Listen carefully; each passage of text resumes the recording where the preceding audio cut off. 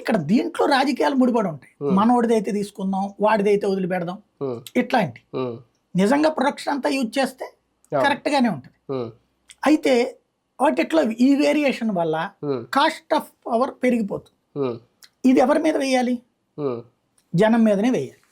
ఇటు ఉచితం, ఇటు ఈ భారం, ఈ రెండూ కలిపితే పాలనా వైఫల్యం అనం నేను, పాలనకి అసాధ్యమైనటువంటి పని. చంద్రబాబు గారు చెప్పినట్టు వీటీపీఎస్ ఆలస్యం చేయడం వల్ల, లేదంటే కృష్ణపట్నం ఆలస్యం చేయడం వల్ల 55 నెలలు అది, 44 నెలలు ఇది, దాదాపుగా ఎంత 1,29,000 కోట్లు ఎంతో నష్టం, 1,29,503 కోట్లు ఎంతో నష్టం. అసలు ఎందుకు దాని వెనక ఏం జరిగింది రాజకీయం అనుకోవాలి? కరోనా కనపడుతుంది కదా.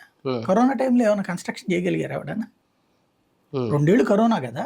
కరోనా టైంలో ఎట్లా కడతారు? పోలవరానికి కూడా సమస్య అదే కదా వచ్చింది, కరోనానే కదా.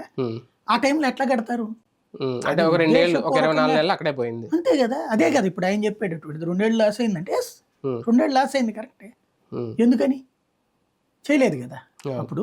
మరి దాన్ని ఎవరు ఏం చేయగలుగుతారు? దాన్ని ఎవరిని చెప్పించాలి? ప్రకృతిని చెప్పించాలా, లేకపోతే ఏది లోకాన్ని చెప్పించాలా? జగన్ హయాంలో జరిగింది కాబట్టి జగన్ తప్పు, అంతే. జగన్ వల్ల ఆలస్యం జరిగింది. అంత మించి సోలార్ ఆధారిత విద్యుత్ పవన్ తీసుకొస్తున్నారు.